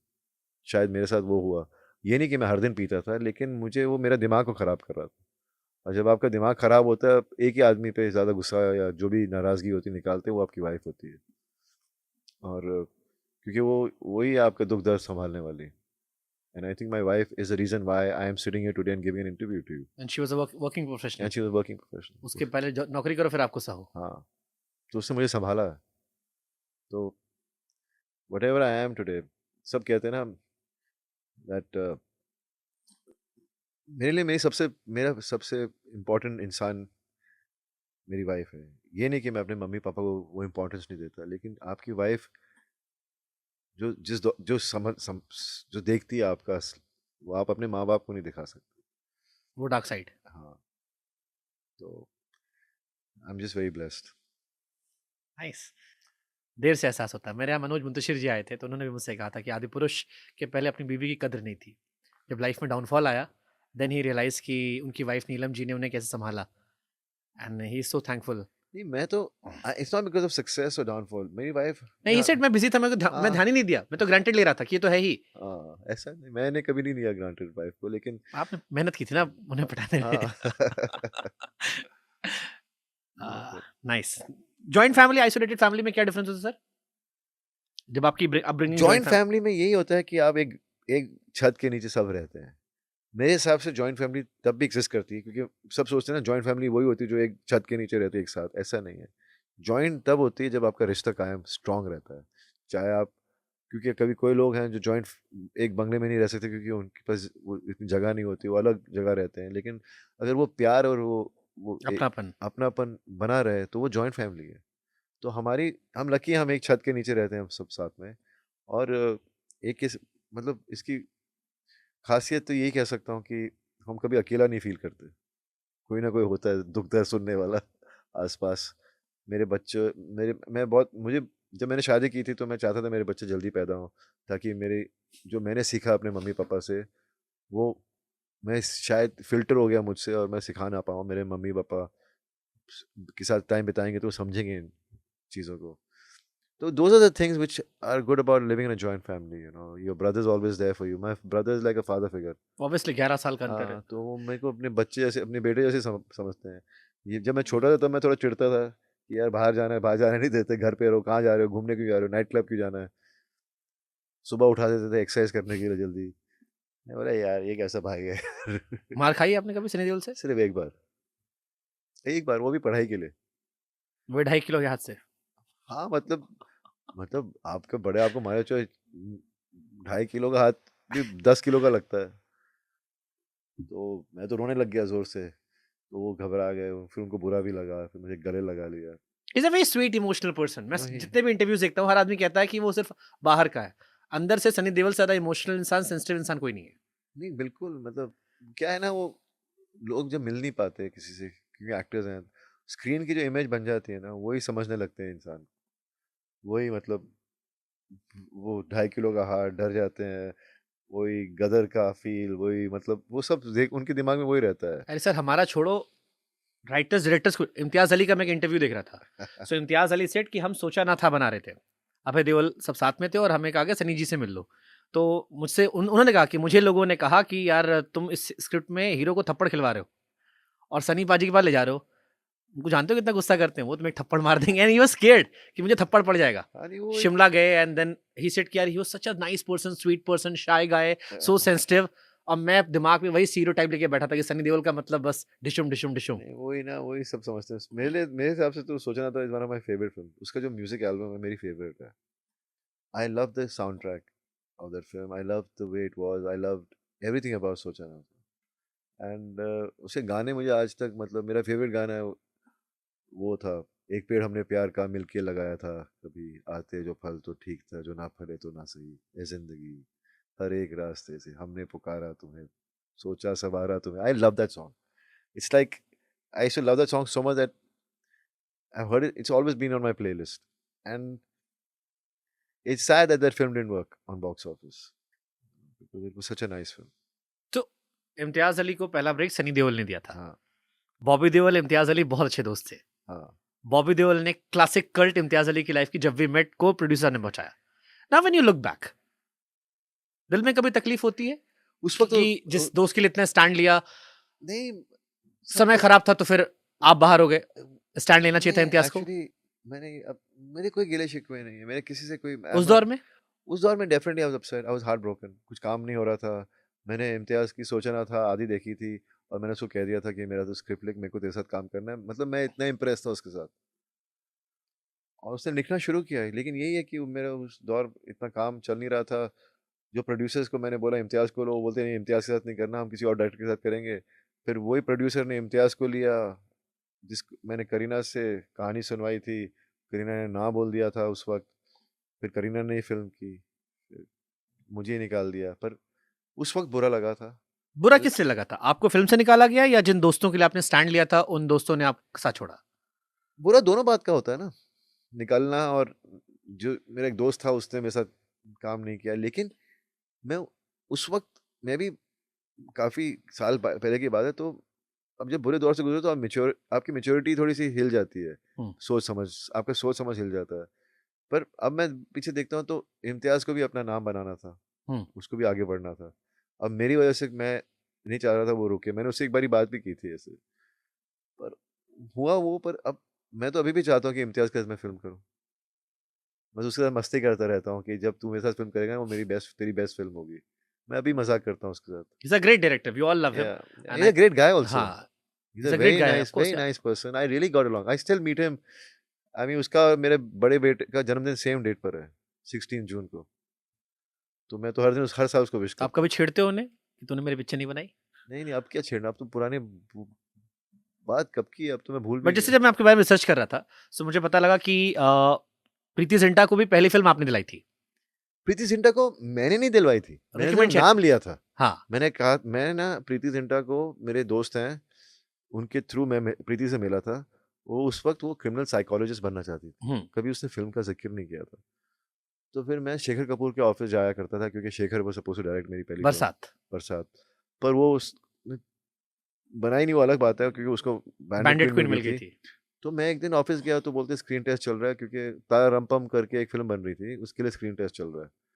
तो बोलते हाँ ये वो एक लड़की प्रीति आई थी। मैंने कहा, कौन प्रीति? बोलते प्रीति जिंटा। मैं बोला क्या, प्रीति जिंटा आई थी? दिखा दिखा मुझे उसका स्क्रीन टेस्ट। मैं देखा, मैंने बोला यार ये तो बहुत अच्छा काम, स्क्रीन टेस्ट आपको अच्छा भी है। डिम्पल अच्छे लगे उनके? डिम्पल नहीं, मेरे को उसका, उसकी होल उसका पर्सनालिटी, उसका होल जिस जैसी वो बबलीपना, है। हाँ। क्यूटनेस। और तो मैं सोल्जर साइन कर रहा था, तो मैंने कहा वो लड़की ढूंढ रहे थे नई, तो मैंने कहा प्रीति जिंटा करके लड़की, आप बात कर लीजिए। ये नहीं कहा कि आपको उसको ही लेना है, ऐसा नहीं, मैंने सिर्फ बोला। यू रिकमेंडेड, बट हाँ आप वो recommended। पहला पुश जो होता है वो हाँ इंपॉर्टेंट होता है। और प्रीति ने मना किया था इसके लिए, जब वी मेट के लिए? हाँ, तब नहीं, मैट ने उससे थोड़ा डिले बोला था, बोलती थी कि मैं 7 महीने बाद कर सकती हूँ। तो तब तक इम्तियाज वेट नहीं कर पाया। मेरी किस्मत में नहीं लिखा था ना, जो आपकी किस्मत में लिखा होता है वही होता है। नाइस। हाँ, समय बहुत ताकतवर होता है। समय की हाँ, सबसे अच्छी बात है, समय समय से बदल जाता है। वही। बरसात शेखर कपूर डायरेक्ट करने वाले थे। हालांकि इस लुक पे अगर आप बैंडेड क्वीन में होते तो अच्छे लगते। नहीं मैं, हाँ वही, लेकिन मनोज सबने कितना अच्छा काम किया। वो Bandit Queen was a very nice film, super. Very very nice. वो बॉबी देओल कम सूट करता, ये वाला बॉबी देओल सूट करता उसमें। हाँ, अब तो मैं वही, मतलब अब क्या कहूँ, मतलब शेखर से स्वीट हारी था डार्लिंग, वो बीच में मिला था मुझे एनिमल के बाद में। कह रहा था मैं कुछ करना चाहता हूँ तेरे साथ, I loved you an animal, पर वो फिर मिला और चला गया। बरसात की कुछ मेमोरीज बताइए, कोई अच्छी मेमोरीज, बिकॉज शायद 2 साल फिल्म डिले हो गई थी इसी वजह से। वही मेरी पहली शूटिंग हुई थी मेरे जन्मदिन पर 27 जनवरी को। तब 24 साल के थे आप? 24 नहीं, मैं 23 साल का था, 23 साल के थे। क्योंकि मेरी फिल्म लगी थी जब मैं 26 साल का था, हाँ।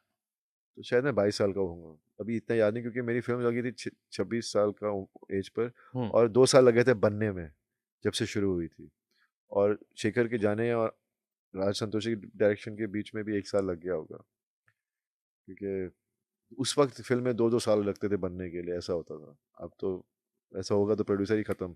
अब तो अक्षय कुमार 1 साल में 5 पिक्चर निकाल लेते हैं। हाँ वो अच्छे। तो अच्छी मेमोरीज तो मेरी यही थी एक्चुअली। मेरा फर्स्ट शॉट जब मैंने फेस किया कैमरा, वो शेखर के साथ था, तो वो फर्स्ट मोमेंट तो मेरा वही था शेखर के साथ। मैं सीढ़ियों से उतर रहा हूँ, नीचे आता हूँ, हम्म। कैमरा लगा हुआ था ट्रॉली पर, और मैं आता हूँ और स्माइल करता हूँ। वो मेरा पहला शॉट था जो किसी ने देखा नहीं आज तक, और ना कभी देखेंगे, क्योंकि वो कभी अभी है ही नहीं। वो मेरा पहला शॉट था। नदीम श्रवण से 100 गाने सुन डाले थे आप लोगों ने। हाँ, they were amazing musicians, directors, music directors. मतलब क्या उनकी पूरी बैंक था उनके पास। मतलब मुझे उनके रिकॉर्डिंग स्टूडियो में जाने में मजा आता था, क्योंकि वो नेचुरल की आइसक्रीम खिलाते थे हमेशा। उनको आइसक्रीम खिलाने का बहुत शौक था सबको। आपको मीठा खाने का शौक? मेरे को तो बहुत बड़ा मीठा खाने का शौक है, तो फिर पापा ने एक दिन घर पे बुला लिया उनको। 2-3 घंटे हमने गाने सुने, सारे गाने एक से बढ़कर एक। ये दीवाना में कौन कौन से गाने गए थे? सारे जितने भी दीवाने में हैं, तो ये सारे गाने हमको सुन तो हम। ये गाना कोई ना कोई चाहिए आपका भी हो सकता था? हाँ, नहीं वो हो नहीं सकता, नहीं, पर उससे हमें पापा की चॉइस थी जो गाने हमने चूज किए, तो वो अलग है। पर मेरे गाने भी अच्छे थे, दीवाने सारे के भी अच्छे थे। अच्छे थे, सबके अच्छे थे। बरसात का कौन सा गाना फेवरेट है आपका? आह, हमको सिर्फ तुमसे प्यार। कुमार सानू। हाँ, वो वहाँ शूट किया था मडी में, ठंड में, घोड़े को लेके जा रहा हूँ मैं। पर वो मजा आया था। क्या गॉसिप हुई थी जब आप आए थे? क्योंकि अभी मैं कई लोगों से बात करता, एक आईआरएस से उनका इंटरव्यू किया था मैंने, हाँ, तो he said I was young उस टाइम जब बॉबी देओल आया था। हाँ, तो हम सब में भूत सवार हो गया था लंबे बाल रखने का, जैकेट पहनने का, हाँ, क्योंकि ये वाला देवल पुराने देवल से अलग था। हाँ, पर मुझे लंबे बालों का बहुत शौक था, और उस वक्त कोई हेयर स्टाइलिस्ट नहीं होता था, सिर्फ मेकअप आर्टिस्ट, मेकअप होते थे, मेकअप करने वाले। हम्म। और नहाए धोए, बाल सूखे, शूटिंग कर ली। तो मैं लकी था, मेरे घने बाल थे उस वक्त बहुत, और अपने आप ही उनकी फ्लो अच्छी थी, और मुझे लंबे बाल का शौक था। मेरे तो इतना शौक था कि मैं चाह रहा था मेरे बेटे उगाएं, वो उगा ही नहीं रहे थे। फिर कोविड आ गया, तो कोविड में सबके बाल लंबे हो गए, मैं बहुत खुश था। कोविड में एक चीज मुझे देखने को मिल गई, मेरे बच्चों के लंबे बाल यहाँ तक हो गए थे उनके बाल। पर शौक था। मैं ये कभी नहीं सोचा कि मेरा कुछ अलग है, ऐसा कुछ। मैं तो बस मैं जो था मैं वो था, मैं ये नहीं सोच रहा था कि मैं कुछ अलग करने की कोशिश कर रहा हूँ। आपने अपने बाल कहाँ कटवाए थे, बादल में या बिच्छू में? बादल में। बादल में कटवाए थे। बिच्छू में भी छोटे बाल थे, वहां से फिर छोटी आ गए। फिर छोटे, फिर फिर कंटिन्यूटी हो गई थी ना, फिर हाँ। वो लंबे बाल करने का टाइम नहीं मिल रहा था। फिर अभी किया ना मैंने बाल लंबे, एनिमल में। हाँ। और फिर तो वो जब वो लंबे बाल वाले से छोटे बाल पे आया होगा, आपको बाल पसंद भी थे, एक बार मान गए थे आप बादल में? मैं मान गया था, क्योंकि मेरे को ये बात तो समझ में आ गई थी कि हर कैरेक्टर के बाल लंबे नहीं हो सकते, हम्म। लेकिन छोटे बाल वाले कैरेक्टर सब हो सकते, तो इसीलिए मैंने कटवा लिए। एक सवाल और बताया था, अब्बास मस्तान के साथ अगली फिल्म कब आएगी? बिकॉज सोल्जर, अजनबी, हमराज, नकाब, प्लेयर्स, रेस 3, कोई सीरीज शायद आपकी आ रही है? नहीं, कोई सीरियस, हमने एक फिल्म की थी अभी साथ में, पर वो पता नहीं क्या हुआ, बाहर आई नहीं अभी तक, तो मैं उसके बारे में कुछ बोल भी नहीं सकता। अब्बास मस्तान ने कितना बड़ा रोल प्ले? बिकॉज ये सारी अभी कल्ट फिल्म है। अब्बास भाई, मुस्लिम भाई और हुसैन भाई, 3 भाई हैं ये। हम्म। हुसैन भाई एडिटर हैं, they treat me like the younger son, younger brother sorry. और हमेशा बहुत प्यार से काम करवाया मुझसे, और हमारी मतलब वो एक ही डायरेक्टर है जिनकी सबसे ज़्यादा फिल्में की होंगी मैंने। 300 रिपीट किया आपको? हाँ, हम्म। हमेशा रिपीट। मतलब मैं तो चाहता था वो हर फिल्म मेरे साथ बनाए, हम्म। पर ऐसा हुआ नहीं। और पर मैं बहुत, मतलब वो एक बड़ा हिस्सा ही बन गया ना मेरी करियर में, क्योंकि जो भी मैंने आपने नाम लिया फिल्मों के, वो सब मेरी अच्छी फिल्मों में सबके नाम है, मोस्ट ऑफ देम। अजनबी में हालांकि पहले नेगेटिव रोल शायद आपका था। हाँ, पर वो बदल दिया क्योंकि उन्हें लगा कि सोल्जर में मेरा कैरेक्टर ज़्यादा नेगेटिव दिख रहा था, तो वो चाह रहे थे कि ऑडियंस को ऐसा नहीं पहले से लग जाए कि तू नेगेटिव है। मैंने बोला ठीक है। ओके, कुछ सर रैपिड फायर क्वेश्चंस हमने रखे हैं, ऐसे हाँ, थोड़े फनी फनी क्वेश्चंस लाए हैं। किसी मूवी में काम करने के बाद पछतावा हुआ कि इसमें हुआ नहीं करना चाहिए था? हुआ है, बहुत बार हुआ है, 2-3 बार ही हुआ है। नाम नहीं ले सकता। पहली बार फेम का एहसास कब हुआ? फेम का एहसास मतलब ये कि लोग मुझे चाहने लगे हैं, तो पहली फ़िल्म के बाद ही हुआ था हम्म, कि मुझे जहाँ जाता था लोग मुझे बहुत मतलब मिलते थे तो बहुत खुश होते थे, थोड़ी बहुत भीड़ इकट्ठा इकट्ठा हो जाती थी। तब हुआ था एहसास, पर मैंने कभी ये नहीं सोचा कि मैं बहुत बड़ी कोई तोप चीज़ हूँ, ऐसा कुछ नहीं। मैं खुश था कि लोग काम पसंद कर रहे हैं, बॉबी देओल ने अपने बारे में सबसे बड़ी अफवाह क्या सुनी है? कि मैं डीजे हूँ। सर अभी भी आर्टिकल छपा पड़ा है, मैंने आपको देखा, हाँ, उसको तो डिलीट वही करवा तो फिर। मैं डिलीट कैसे कर रहा हूँ अभी, जो है उनको सो बोलो है। आपकी यार, तुमने अभी भी छाप रखा है, लोग उस पर अभी भी अरे ट्वीट कर ये रहे तो कुछ भी नहीं, इतना टाइम लग गया मेरी एज बदलते में। मैं 69 का बॉर्न हूँ, मेरी एज को उन्होंने बढ़ा दिया था। मैंने बोला यार क्यों बूढ़ा कर रहे हो, जब मैं हूँ ही बूढ़ा ऑलरेडी। हैं। ओके, क्या बॉबी देओल वाकई में वो पहले इंसान है जिन्होंने एयरपॉड 2008 में यूज कर लिए थे?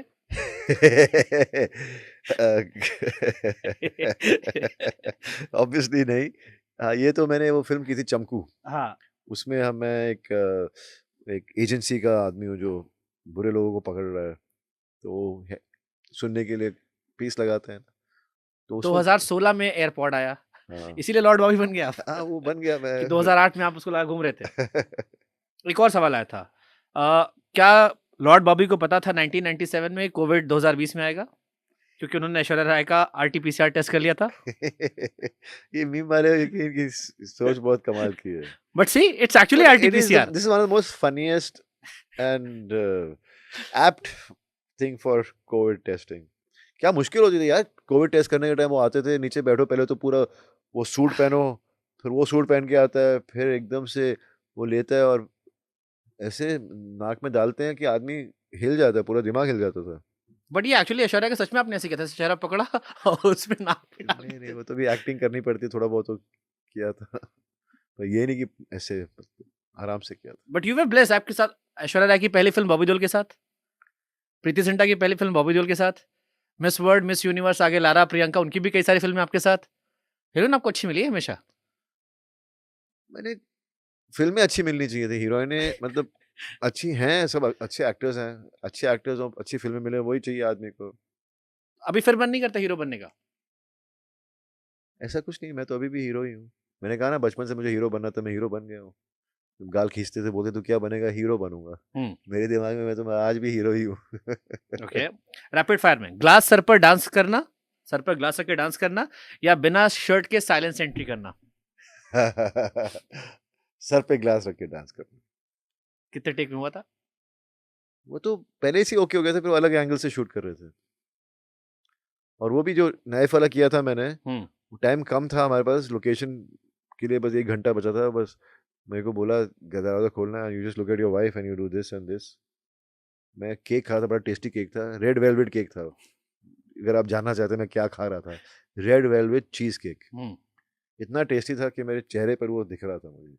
एक थोड़ी-सी मेथड एक्टिंग सी हो गई थी, खा के मैंने ऐसे-ऐसे किया था। डीजे बॉबी मीम्स या आश्रम वाले बाबा के मीम्स? ऑब्वियसली आश्रम वाले बाबा। क्या बदल दिया मत सीरीज ने आपकी लाइफ में? सब बदल दिया यार। सब लोग सोचने का तरीका एज़ एन एक्टर कि बॉबी देओल में है वो बात कि वो important characters, interesting characters, difficult characters कर सकता है। वही मैं चाह रहा था, वही हुआ आश्रम से। अगला सीजन कब आ रहा है? ये तो मैं अभी प्रकाश जी को मिला था, मैं उनके स्टूडियो में डबिंग के लिए गया था, तो वो हम्म, लिख रहे हैं। अभी तक जब पता नहीं, अभी अमेज़न वालों को पूछना पड़ेगा ये सवाल तो। ओके। धर्म पापा की डांट या मम्मी की चप्पल? मम्मी की चप्पल, क्योंकि वो बाद में बड़ा हो गया तो चोट नहीं लगती थी उसकी। मैं बोलता था, "माँ आप क्यों मार रहे हो? अब तो चोट भी नहीं लगती।" कस के खाई आपने? हाँ, नहीं बचपन में तो थोड़ा-सा भी मारो तो ऐसे लगता था पता नहीं बहुत ज़ोर से मार दिया। मुझे लगता है मेरी माँ ने कभी ज़ोर से मारा नहीं होगा, ऐसे ही लगता होगा ज़ोर से मारा है जब छोटे थे। पर बड़ा हुआ तो मैं चला गया था खंडाला घूमने ऐसे ही। भैया ने नई गाड़ी खरीदी थी, उसकी रिवॉल्विंग सीट थी आगे की फेट में, तो मैं और मेरे 2 दोस्त बैठे, निकल गए खंडाला के लिए, चलो ड्राइव मार के आते फिएट, और आगे की सीट उल्टी की, तीनों एक दूसरे को देख के बातें कर रहे हैं, जा रहे हैं, हम घूम कर आ गए। शाम को मम्मी वेट कर रहे थे घर पर। ये आपके बॉबियंस की तरफ से एक फैन क्वेश्चन सेगमेंट आया था, 6-7 सवाल है, ये आपके कट्टर फैंस हैं, उन्होंने भेजा था। अब्बास मस्तान के संग कितनी फिल्में की हैं बॉबी देओल ने? कितनी फिल्में की हैं मैंने? देसी, you remember not? Okay, I remember. First, soldier, okay, अजनबी, हमराज, नकाब, ये हाइस्ट वाली, मनी हाइस्ट वाली फिल्म, क्या नाम है इसका? मेरे को तो याद है, प्लेयर्स। प्लेयर्स। प्लेयर्स 5। फिर अभी एक फिल्म की है जो रिलीज नहीं हुई, 6। गुप्त, हमराज, 6 फिल्में। सबसे फेवरेट कौन सी है इनमें आपकी? Soldier, my soldier. पहली फिल्म थी उनके साथ, और पहला जो भी कदम लो किसी के साथ, वो हमेशा किसने यादगार है। इमेजिन किया था कि सोल्जर सोल्जर गाना बन जाएगा, इतना आइकॉनिक बन जाएगा? हाँ, वो तो अनु मलिक का मैजिक था as a music director. Soldier soldier मीठी बातें वो बोल कर। नर्सरी राइम जैसा गाना था ना, मतलब रिंगा रिंगा रोजेस, हाँ, सोल्जर सोल्जर मीठी बातें बोलकर। और उस पे वाइब ले रहे हैं हम लोग, हाँ, अभी भी अच्छा लग जाता है। नहीं वही। 2 बरसात आपने की, हाँ, टोटल कितनी बरसात बनी है?